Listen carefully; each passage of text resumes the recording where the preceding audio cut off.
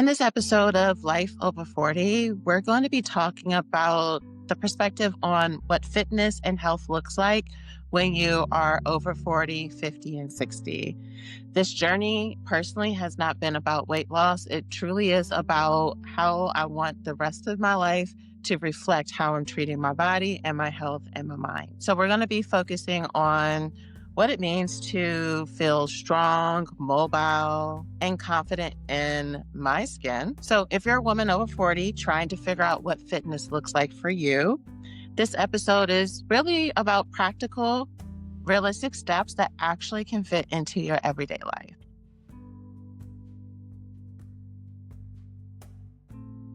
Hey, friend, welcome back to the Life Over 40 podcast. Today's episode is deeply personal to me, and I am always, as always, going to be very transparent about where I am currently and where I'm planning on heading. But I do think there needs to be this discussion because some of you may just be like me and you're in a position where you're just like, maybe I'm not as confident in my current health and body, or maybe you are really confident. But typically, there's something that causes a shift for you to have this new passion and focus on your health and fitness. So, we're going to be talking about fitness for women over 40. It's not from the perspective of the bounce back or trying to have abs or looking like how we looked in our 20s, but it's going to be from a place of power, sustainability, and the love for the body that you're in. Before 40, a lot of my health and fitness goals were based off of the aesthetics of how I looked. If you haven't known me that long, at my heaviest, I was around 323 pounds. I was able to get down 100 pounds. Then when my mom passed away in 2018, I did put on about 20-ish pounds back in 2018, and I have not been able to get back down to what my ideal weight is. My focus in my 20s and 30s, it was about having a specific look. I never wanted to be quote unquote skinny, air quotes for those of you that are listening to the podcast. It never was about being skinny because I love being strong. I played volleyball and sports growing up.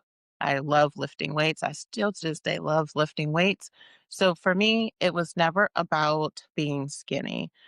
One of the things that I have had challenges with because I am 5'11", 6 feet, is my knees. And I had issues with my knees, even though I played sports when I was a teenager and also in my 20s.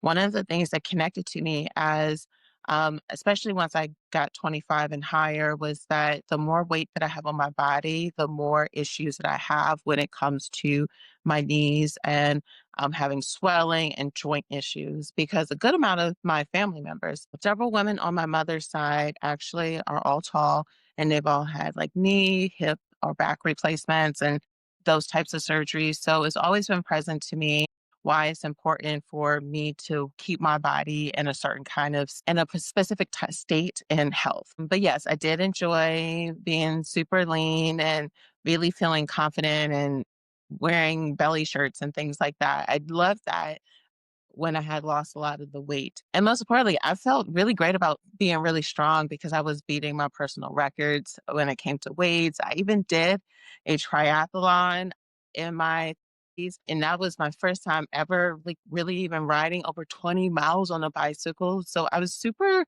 impressed with what I was able to do with my body, considering that, again, at my heaviest, I was 323 pounds. Prior to 2018, so like 40 years old, no, I was actually in my late 30s, I was in this mode of chasing a certain type of fitness goal and a certain type of aesthetic where it was like, I want my body fat to be a certain amount.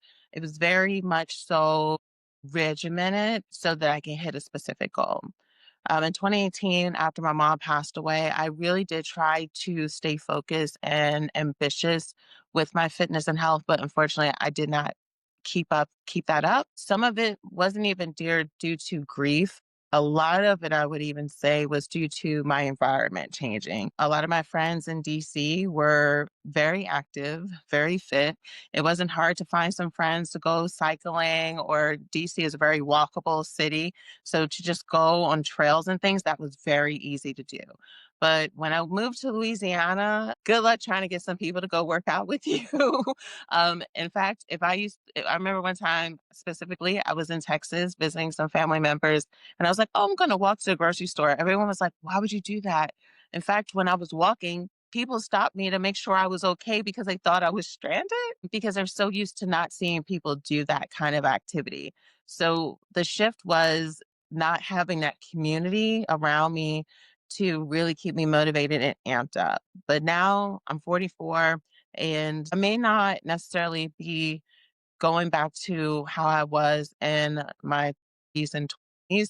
But one of the things I do want to do is get more consistent with honoring my body because I don't want to get to the point where now here I am in my 50s and my knees are always giving me issues or my back is always bothering me or I have to start taking prescriptions or anything like that. And here's the thing, no dig or shade if you are someone that has had to do any of those things. My journey has really been geared off of seeing the health elements that my family has had because of how our stature is. So if I know that this can be a potential risk, I want to do whatever's in my capabilities to control to be able to help with regulating my health and wellness. And the thing is that when I was at my best fitness, my energy level was really great. Even though I had fibroids, I still was able to get up and go. And right now, I don't. I I guess you can say I get up ish, but it takes a little bit more effort to get up, to do the things that I really love to do. So that's what brought me to wanting to do this episode because you may be in that same position. And I want to at least start the conversation so I can actively start to share my own journey. So, some of the things I have noticed as I am now 44 is that with fitness and working out and my energy level, it's definitely very different. And the workouts I was able to do at the capacity I was able to do them, they're just not the same. And it might not just be because I'm 44. It may just be because I really haven't been that consistent since 2018. So it can be either or. And I do understand too that until I start to have some composition changes, that some of the weight loss journey won't be as fast as it used to be because my body fat has gone up and my muscle has gone down. So that helps me of understanding that it's not going to be this, oh, I'm losing 5 pounds, 4 pounds every week. It doesn't happen that way. I can actually set sustainable goals or realistic goals of really trying to lose 4 to 5 pounds a month instead of putting these astronomical, I'm going to lose 10 pounds this month goals when I, one, don't have the time to do as everything I was doing in the past. And then two, my body and energy levels are just different. And I think that's something to be really present to is that sometimes when it's easy to think back to ourselves of like, how was it in the past and when I was this and when I was this age, is that we have to be present to how our lives are different now. You may be listening to this or watching this episode and you have family. You may be taking care of aging parents. You might have a stream work schedule or whatever, where sometimes when we're in our 20s, we have or our 30s, we have a little bit more freedom in our schedule than we have now. So it's one of those things where it's kind of like finding what is going to be a realistic plan for where I am in my life currently. And most importantly, being attached to how good it will feel once I one hit that goal, but most importantly, how good my body will feel. And don't get me wrong, I do want to lose 30 pounds by my birthday in March. But it's not about just fitting into smaller clothes or to get back to how I was. The reality is that I really wanted to improve my mobility. When I was taking care of my mom, I did during one of her episodes, I was helping her, so I did hurt my back a little bit. So I'm constantly stretching. One of the doctors say that I might even have sciatica. So I have to be present to some of the ailments my body is currently going through. I am starting to experience a little bit more joint issues, but I don't necessarily think that it's because of age. I definitely believe that these are very similar to the body aches that I would have when I was over 300 pounds. So understand, which I am not right now, but it's just, I understand that these are some of the shifts that are happening inside of my body. And the thing is like I want to keep my flexibility. I want to keep my mobility. I want to be able to not feel as if I'm 60, 70, 80, 90 years old when I'm only 44. And nothing's wrong with being those ages, but I definitely want to make sure that I am taking care of my vessel, my tomb in a way that shows that I honor and respect my body. And the best thing is just it's going to help me with feeling strong for everyday life, not feeling winded when I'm playing with my cousins because, my background's different right now because I'm babysitting my three little cousins. And kids will wear you out if you don't take care of yourself.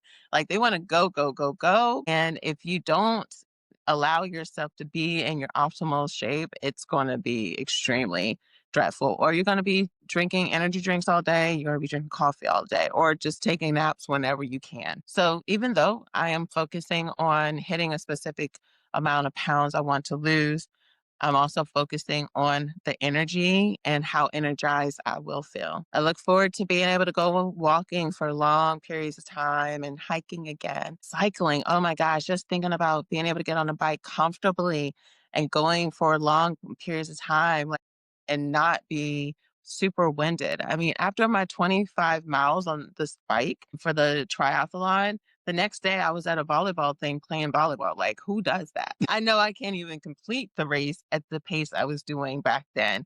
So I can imagine how good it would feel to just have that kind of energy and for my body to be able to have the ability and for my body to be able to recover at such an optimal state. And one thing that I do feel is that when I am per se a little bit lighter and stronger is that I do feel more confident. Like I love muscles.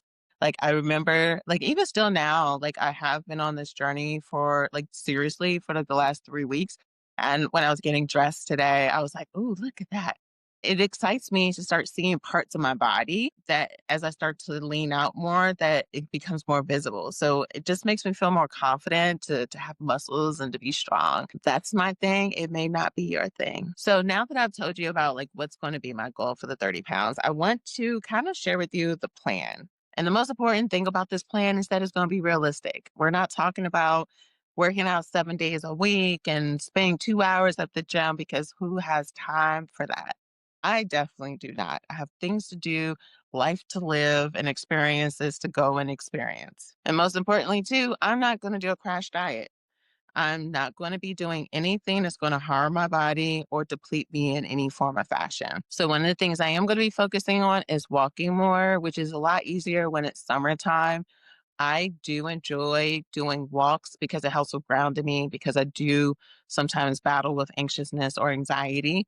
So just getting out and walking for 30 minutes, 2 to 3 times in a day, it helps me with grounding myself. So I'll listen to podcasts, audiobooks, and things like that. So I really don't feel as if it's working out or like a fitness thing. For me, it's really like honoring my mental health because sitting in front of a computer all day long, it just doesn't go for my mental health, but I will be focusing on walking more. The next thing I'll also be doing is making sure every morning I'm stretching for at least 5 minutes because, as I mentioned, I've started to feel more stiffness in my knees and my back and potentially having sciatica. Anyone that knows that, that is no fun at all. So, being able to make sure I can stretch and make my hips limber, helping to relieve any pain and stress in my lower back.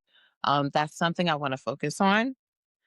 The other thing that I am going to start doing is getting back to logging my food in my fitness pal. You might be like, Jesse, you said no crash diets. In fact, my fitness pal isn't a diet, depending on how you use it. Yes, I know there's some people that use it this way.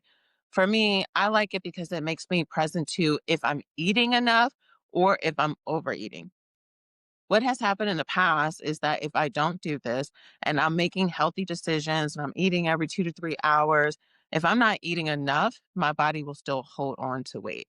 Again, I'm 5'11", 6 feet. I should be consuming around 1,800 calories a day. If you're eating unhealthy, it's really easy to hit that.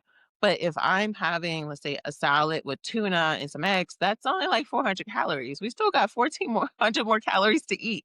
And that's including the deficit. And I'm supposed to be, the deficit for me to actually lose weight. So I have to stay within the 1,700, 1,800 calories just for my body to lose weight. What I have enjoyed about using my fitness pal is that It just helps me of understanding, am I getting my protein intake? Am I over consuming in sodium? Because I don't have high blood pressure.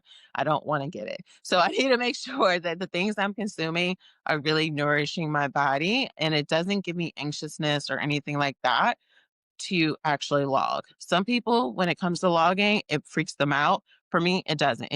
It gives me extra accountability and it excites me for the consistency because I'd be like, yes, I hit this goal for my protein. Because with my protein, I try to hit 150, 160 grams of protein a day, which might sound like a lot, but I need it for my body and my height. Another commitment that I'm going to be doing is getting back to consuming at minimum a half a gallon of water a day to keep my body hydrated. One, it helps with filtering through impurities. Two, it helps with keeping my skin clean and clear. I don't drink sodas. I only really drink tea. And then I have a really weird obsession with kombucha. Don't judge me because I'm sure someone heard this and they frowned when you heard that. But I love kombucha. So just keeping my body hydrated is going to be the key. So half gallon a day. And to be honest, I already do that for the most part. As long as I have my water bottle with me, I always hit that. But I'm just sharing with you so that you're aware. And honestly, the final thing that I'm going to be doing is just really checking in with myself. What I'm planning on doing is every 2 weeks taking a progress photo, mostly because if I only look at the scale, as women, our bodies fluctuate up and down. I travel a lot. So I will naturally put on water weight just because of swelling and long days and things of that nature. So I don't want it to be that I'm only focusing on the scale because the scale is a result, but also seeing how my body is changing and shifting, that also gets me excited and allows me to lock in more to what I'm up to. So, with that plan, it's all important to remember that it's all about small changes that will work for you or for me. So, I want to really share why this is going to be important. So, if you're listening to this and you're thinking to yourself, I really need to start getting more movement in, or you have your own health and fitness goal, and you're not trying to focus on, I'm trying to get abs at 50. Like, I can care less about abs. I can care less about even having cellulite right now. Honestly, I don't care about any of that stuff. For me, I just want my body to feel good. I don't want me to feel tired. I want to be able to bend over and not have pain, all those things. So, I want to give you some tips that have really helped me with being able to get a difference. And you can think to yourself, how can you actually start to apply this into your life? The first tip I want to give to you, a 10-minute timer so that you can do movement. Or the first tip I want to give to you is setting a 10-minute timer in the morning. In that 10 minutes, I want you to focus on some kind of movement. This can be either putting on your favorite YouTube video that has workouts, stretching, yoga, whatever your jam is. Put that on just for 10 minutes. Even if that's you in your pajamas, stop being committed to it being perfect instead of being committed to just being consistent. Okay, today's going to be a good day. And I hope that that's going to be helpful. The second tip that I want to give to you is prepping. Meal prep, meal prep, meal prep, meal prep. Does it have to be like you're going to be a bodybuilder or anything like that? No, I'm not saying that. But you have to know yourself. Like right now, again, I'm babysitting. I did not meal prep this trip. The last trip, I did meal prep. And I felt such a huge difference on me eating consistently and following my schedule. Meal prep can be easy things that are going to allow for you to stay consistent with how often you're going to eat. I legitimately don't see how some people just guess what they're going to eat day to day. Because if it's left up to me day to day, like right now, it is 2 o'clock and all I've had were protein pancakes and I've been up since 5:45. That is not a flex. That is a red flag. So if I had taken the time to meal prep, go to the store, the thing about meal prep, if you can't go to stores consistently, Instacart it. You can get some really great pre-made meals that are going to help you with being consistent. Don't make the excuses or you'll be like me, only eating once or twice a day and not eating enough. Because that's probably what's going to happen is that I'm going to try to have a little snack right now and I'm going to go pick up the kids. Then I'm not going to eat until 7 o'clock. That is a red flag. So if you take the time to meal prep, Don't be like Jesse. Follow the tips I'm telling you so that you're able to have the success that I really want you to have when it comes to your own fitness and health goals. And then the third thing is really making time to even wind down, because there are studies that say that if you don't take time to go to sleep or like do things to really recharge you, a lot of that also just causes you, I think it's like cortisone, will, no, cortisol. It will just help you of retaining more weight. So even if you're working out, eating right, but if you're not sleeping, if you're not taking care of yourself, your body still will hold on to the weight. Honor yourself however you're going to honor yourself. If it's going to be like for me, I like taking walks, or if it's going to be journaling, if it's going to bed at a certain time, if it's going to be you doing something that's fun, that is active, whatever that is, find a way to honor yourself and honor the journey. It should not feel as if this is a long, strenuous process.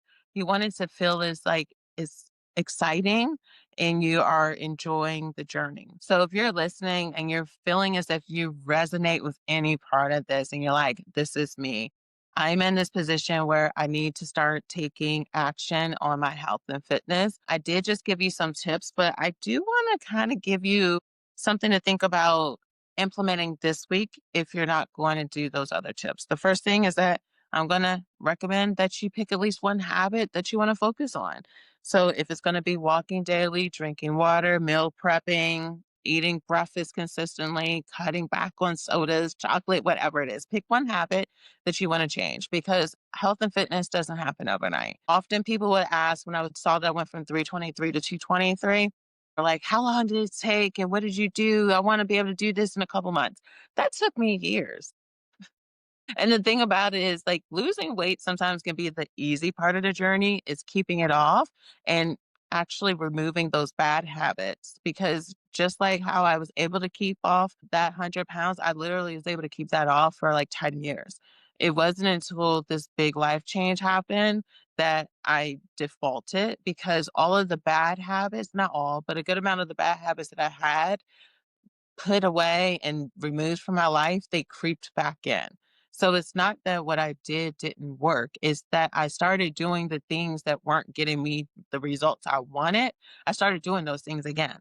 So you have to think about what's that one habit that you're going to actually start doing, to start removing, so that you can be proactive and doing your process. Because if you're someone that is doing all of the rules incorrectly and you're like, I'm going to now transform my life and I'm going to quit all that stuff. You may have the momentum the first few days, but often what happens is that people will feel overwhelmed or discouraged because you get on the scale and all these things don't happen. And then the momentum kind of like leaves. And I don't want that for you. So start small, do gradual steps so that you can get these big wins long term. The second thing I would say is to do a body check in. What does that check-in look like for you? It's like, do you feel tight? Do you feel a lot of energy? When do you feel more energy? Or even after you do a workout. I like to get just a regular notebook. I know everyone gets them from different conferences and things you go to. So I just pick up any notebook I have, or I go to the Dollar Tree and get a notebook and I'll write my workouts in it. And after each workout, I'll write like a few sentences about how I felt about that workout, because that way it gets me present to what I just did and how I feel after it. So a check in is really helpful, especially if you are going to look back and think to yourself, like, man, I don't believe I got this far. It's really rewarding. And the third thing is going to be reframing your goals. Instead of saying, I want to just lose 20 pounds, think to yourself, I want to wake up with more energy. I want to feel strong with my body again. Reframe it. Like, yes, I want to lose 30 pounds, but that's not the reason. I'm like, for me, I want to lose 30 pounds because I want to be able to get back to cycling more effectively and have more energy with lifting weights and to feel strong again. So I have a goal that I want to be able to run for 20 minutes straight. Right now, I'm good at 2 minutes. Like, I want to run. I want to be able to do the things with ease that I just wasn't able to do. And I know that that will happen as I continue through the weight loss journey. So just know if reframing the goal is going to keep you motivated, because each day that I get on the treadmill when I'm home, I know that I'm taking one step closer to what I want to feel like fitness wise, compared to if I get on the scale and it only moves 1 pound. I can often disconnect from the fact of I'm on this journey because I want to feel better with working out.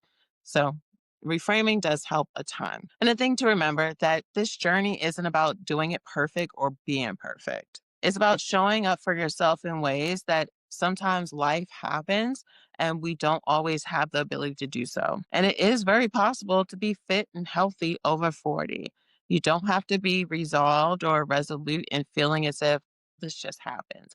There are plenty of people that are at their optimal shape and health over 40, and you can too if that's something you desire. So, if you're on your fitness journey, I would love to hear from you too, so that I can know what's going on in your specific journey in life. In fact, I would love for us to keep each other accountable and do check ins because you really do need a community to keep you inspired and excited about what you're doing inside of your life. So be sure to follow and tag me when you're listening so that I know that you're tuned in. And if this episode helped you in your fitness journey in any way, share it with a friend who may need some advice, tips, or just to feel as if there's someone that understands their journey. So here's to the strong, flexible, fabulous women over 40. Let's go and hit these goals.